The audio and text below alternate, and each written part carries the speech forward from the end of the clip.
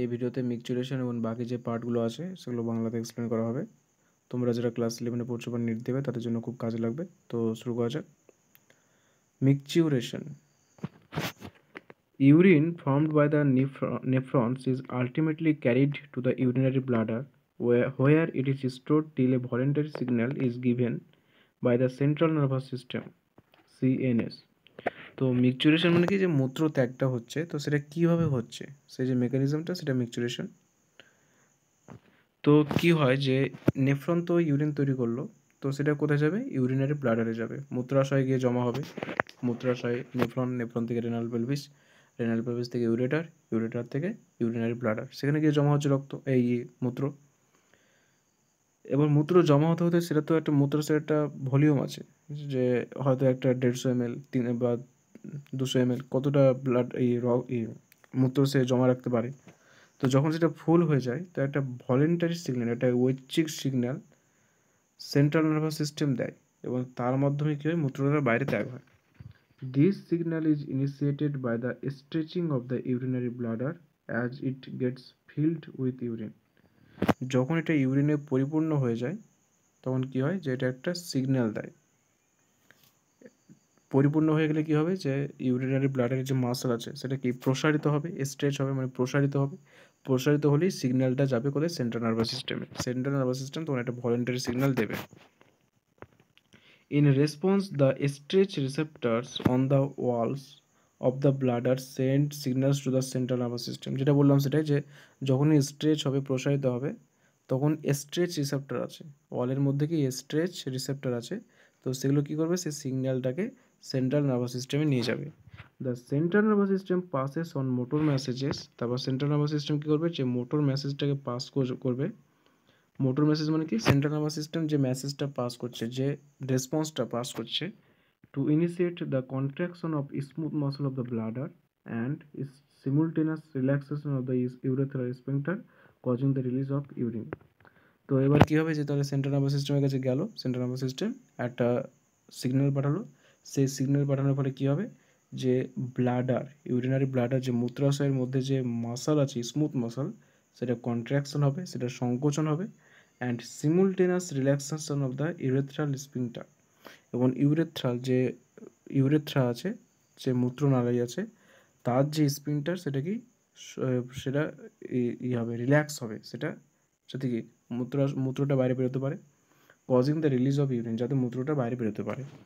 তাহলে কি হলো, যে মূত্রাশয়ে জমা হচ্ছে, মূত্রথলি জমা হলে কি মূত্রথলিটা প্রসারিত হচ্ছে, তার মধ্যে স্ট্রেচ রিসেপ্টর আছে, সেগুলো সিগন্যাল পাচ্ছে, সেই সিগন্যালটা সেন্ট্রাল নার্ভাস সিস্টেমে পাঠাচ্ছে, central nervous system motor signal পাঠাচ্ছে, মোটর সিগন্যালটা কী করছে, যে স্মুথ মাসল আছে সেটাকে কন্ট্র্যাক্ট করছে, সেটাকে সংকোচন করছে, আর ইউরেথ্রাতে যে স্ফিংক্টার আছে সেটা প্রসারিত হচ্ছে, এবং ফলে মূত্রটা বাইরে বেরিয়ে যাচ্ছে। The process of release of urine is called micturition, and the neural mechanism causing it is called micturition reflex. এই যে ইউরিনটা বাইরে বেরিয়ে যাচ্ছে, এই প্রসেসটাকে বলা হয় মিকচুরেশন, আর নিউরাল মেকানিজম যেটা আছে সেটাকে বলা হয় micturition reflex. An adult human excretes on an average 1 to 1.5 litre of urine per day.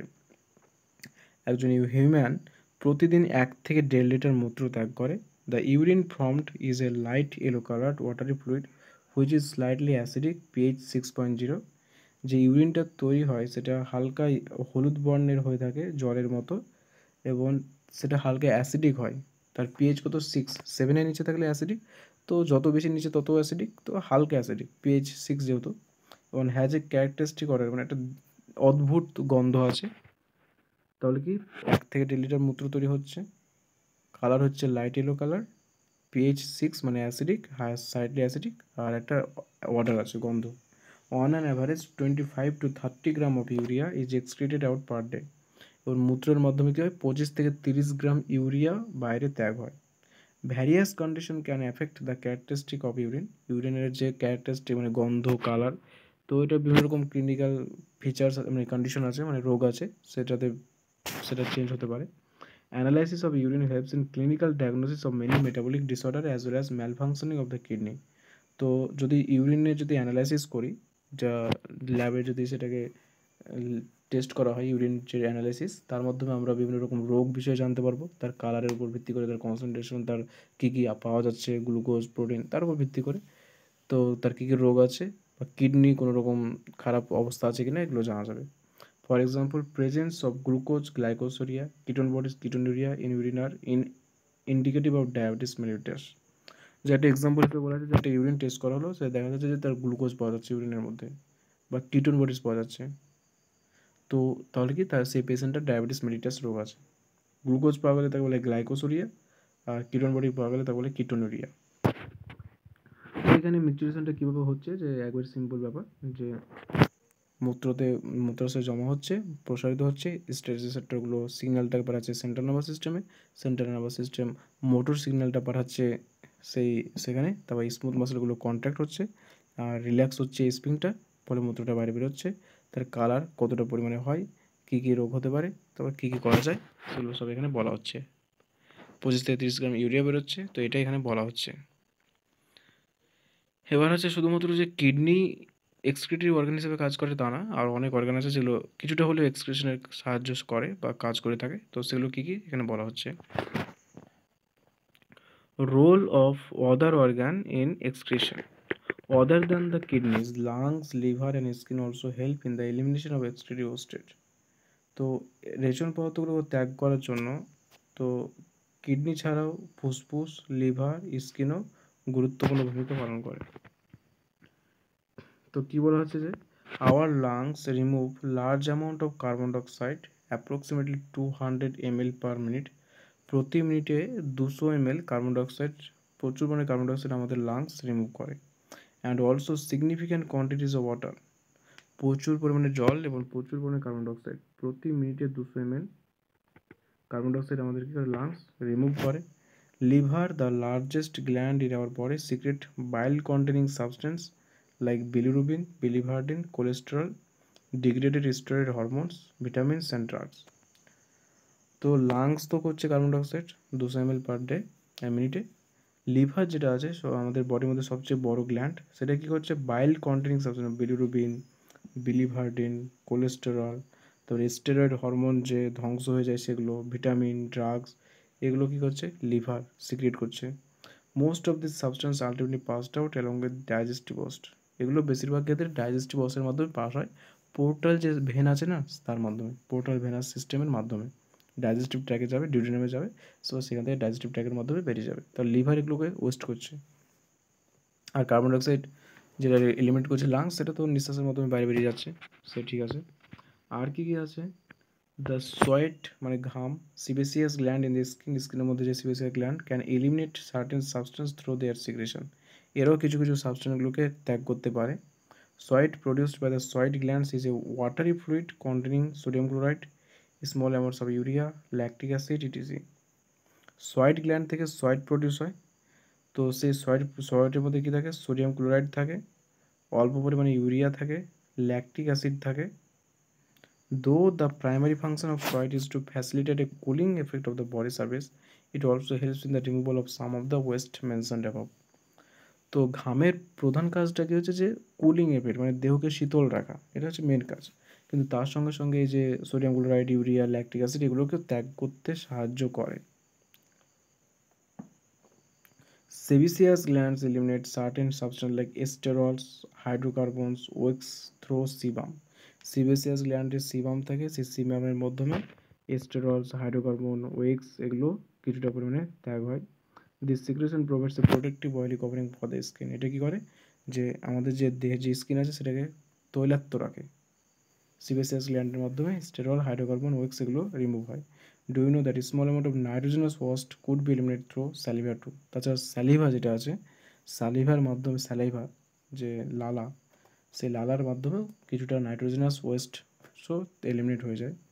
Sebaceous গ্ল্যান্ডের মাধ্যমে স্টেরল, হাইড্রোকার্বন, ওয়েক্স সেবামের মাধ্যমে নির্গত হয়। ঘামের মাধ্যমে sodium chloride, urea, lactic acid এগুলো নির্গত হয়ে যায়। তো এই সমস্ত কিছু হয়ে থাকে। এ হচ্ছে disorder of the excretory system. তো এটা পড়া হলো যে অন্যান্য কী কী অর্গান আছে, তো লাংসের মাধ্যমে কার্বন ডাইঅক্সাইড, লিভারের মাধ্যমে তো অনেক কিছু আছে, যেমন bilirubin, biliverdin, cholesterol, steroid, vitamins, drugs.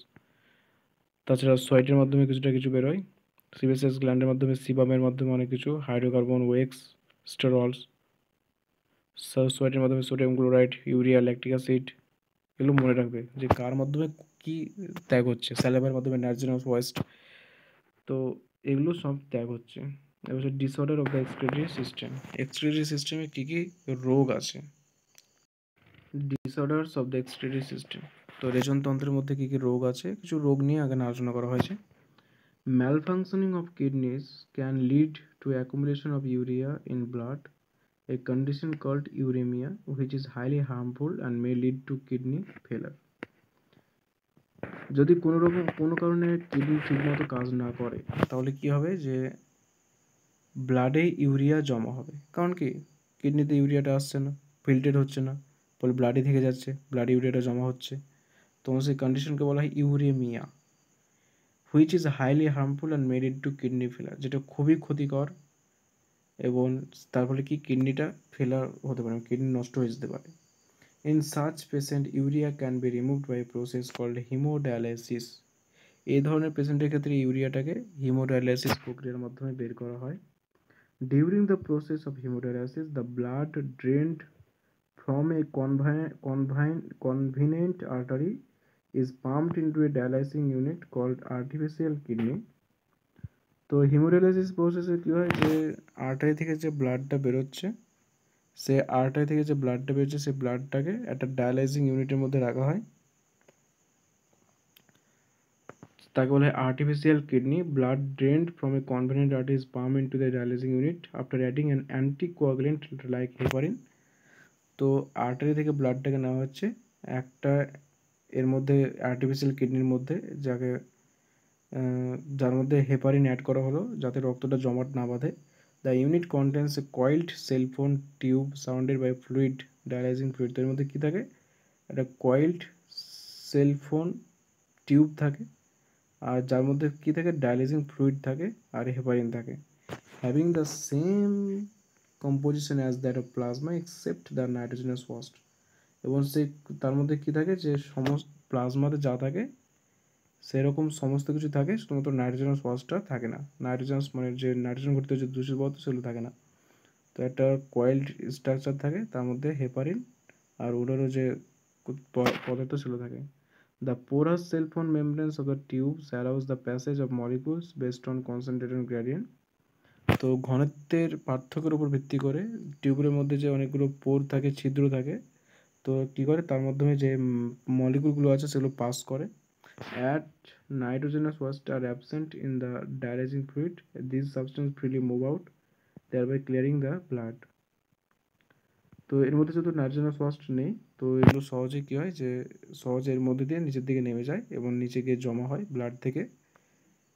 Thereby the cleared blood is pumped back to the body through a vein after adding anti-heparin to it. তো আর্টারি থেকে ব্লাডটা এলো, কনভেনিয়েন্ট আর্টারি থেকে, তো ভেনের মধ্যে গিয়ে সেটা যুক্ত করা হলো, আর ভেনে ব্লাডটা দেওয়ার আগে, মানে শিরাতে রক্তটা দেওয়ার আগে অ্যান্টি হেপারিন যুক্ত করা হলো, কারণ এখানে হেপারিন যুক্ত দেওয়া হয়েছিল যাতে রক্তটা জমাট না বাঁধে। তো এবার অ্যান্টি হেপারিন দেওয়া হলো আবার, যাতে রক্তটা শরীরে যাওয়ার পর জমাট বাঁধে, কারণ জমাট বাঁধার দরকার কোনো কারণে কেটে গেলে। দিস মেথড ইজ এ বোন for thousand of uraemic patient all over the world. প্রচুর ইউরেমিক পেশেন্ট আছে যাদের রক্তে ইউরিয়ার পরিমাণটা অনেকটা বেশি, তো তাদের জন্য হিমোডায়ালিসিস করা হয়। তো একটা কনভেনিয়েন্ট আর্টারি থেকে ব্লাড নেওয়া হয় হিমোডায়ালিসিসে। তো একটা সেলফোন থাকে, সেলফোনের মধ্যে একটা আর্টিফিশিয়াল কিডনি থাকে, তার মধ্যে সেলফোনে কয়েল থাকে, অনেকগুলো পোর্ট ছিদ্র থাকে, তার মধ্যে নাইট্রোজেনাস ওয়াস্ট ছাড়া প্লাজমাতে যা থাকে সমস্ত কিছু থাকে। তো এর মাধ্যমে কী হবে, ব্লাড থেকে যে ওয়েস্টগুলো আছে সেগুলো নিচে থিতিয়ে পড়ে যাবে আর ব্লাডটা পরিশুদ্ধ হয়ে চলে যাবে। তো এখানে প্রথমে হেপারিন দিতে হবে যাতে ব্লাডটা জমাট না বাঁধে, আর ভেনে দেওয়ার আগে অ্যান্টি হেপারিন দিতে হবে যাতে ব্লাডটা রক্তে শরীরে মেশার পর আবার সেম হয়ে যায় আগের মতো। তো এটা হলো একটা ব্যাপার। আর কি আছে, kidney transplantation is the ultimate method in the correction of acute renal ফেলার বা কিডনি ফেলার। কোনো কারণে যদি কিডনি নষ্ট হয়ে যায় তো কিডনি ট্রান্সপ্ল্যান্ট করতে হয়, মানে কি কিডনিকে অন্য একজনের কিডনি নিয়ে এসে শরীরে ফিক্স করতে হয়। A functioning kidney is used in transplantation from a donor, preferably a close relative, to minimize its chances of rejection by the immune system of the host. তো কী হচ্ছে যে একটা কাজ করছে এরকম একটা কিডনিকে নেওয়া হয় ডোনার থেকে, যে দেবে কিডনি তার থেকে। তো কিডনি কিন্তু সবার দিয়ে ফিট হবে না। ডোনারের কিডনিটা ফিট করার আগে কী হবে, তার অনেক কিছু ম্যাচ হতে হবে, সেল টিস্যু ম্যাচ করতে হবে, তারপরে তার ইমিউনি সিস্টেম ম্যাচ করতে হবে। তো যারা মোটামুটি ক্লোজ রিলেটিভ হয়, রক্তের সম্পর্ক থাকে, তাদের সঙ্গে মোটামুটি অনেকটা ম্যাচ হয়ে যায়। তাই বিশেষ করে ক্লোজ রিলেটিভদেরকে হওয়া অনেকটা অসুবিধা, যাতে এটা রিজেক্ট না হয়, যাতে শরীরের মানে যে হোস্ট যাকে কিডনি দিতে হবে তার দেহে দেওয়ার পরে তার যদি ইমিউনি সিস্টেম সেটাকে রিজেক্ট না করে দেয়। Modern clinical procedures have increase the success rate of such a complicated technique. বর্তমানে যে ক্লিনিক্যাল প্রসিডিউর আছে তার মাধ্যমে এই যে সাকসেস রেট সেটা অনেকটাই বেড়ে গেছে। Renal calculi is stone or insoluble mass of crystallized salt and oxalate formed within the kidney. Stone, তারপরে যে ক্রিস্টালাইজ সল্টস বা অক্সালেট, এগুলো কি হয় যে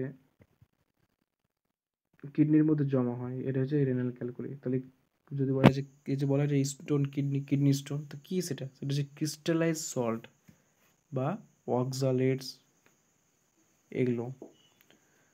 গ্লোমেরুলোনেফ্রাইটিস, ইনফ্লামেশন অফ গ্লোমেরুলা অফ কিডনির মধ্যে তো গ্লোমেরুলাস দেখেছি, টাপ ক্যাপিলারিস, সেটা যদি কোনো কারণে ইনফ্ল্যামড হয়ে যায়, ইনফ্লামেশন হয়, তো সেটাকে বলে গ্লোমেরুলোনেফ্রাইটিস।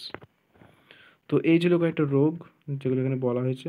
প্রথমেই বলা হচ্ছে ইউরেমিয়ার জন্য হিমোডায়ালাইসিস কীভাবে করতে হয় সেটা একটু বলা আছে, তারপর রেনাল ফেলার, তারপর রেনাল ক্যালকুলি, তারপর গ্লোমেরুলোনেফ্রাইটিস। তো আশা করি তোমরা বুঝেছো। এখানে শেষ করলাম যে এক্সক্রিটিভ সিস্টেম আছে সেই চ্যাপ্টারটি। যদি কোনো সমস্যা থাকে সেটা অবশ্যই কমেন্টে জানাবে, আর যদি ভালো লেগে থাকে অবশ্যই কমেন্ট করবে, লাইক করবে, শেয়ার করবে, আর চ্যানেলটিকে সাবস্ক্রাইব করবে, বন্ধুদের মধ্যে শেয়ার করবে যাতে তারাও বুঝতে সুবিধা হয়, তারাও পড়তে সুবিধা হয়। আশা করি এই ভিডিওগুলো অনেকটা কাজে লাগবে তোমাদের এনসিইআরটি পড়তে, বুঝতে। তোমরা যারা বাংলা মিডিয়ামের স্টুডেন্ট, যারা নিট দেবে, কিংবা যারা ক্লাস 11-এ পড়ছো, তাদের খুবই কাজে লাগবে। এই ভিডিওগুলো দেখার পর যদি তোমরা লাইন বাই লাইন পড়ো, তো দেখবে যে তোমাদের বুঝতে অনেক সুবিধা হচ্ছে। তো সেই হিসাবে তোমরা অবশ্যই ভিডিওটিকে লাইক করবে, চ্যানেলটিকে সাবস্ক্রাইব করবে। থ্যাংক ইউ ভিডিওগুলো দেখার জন্য।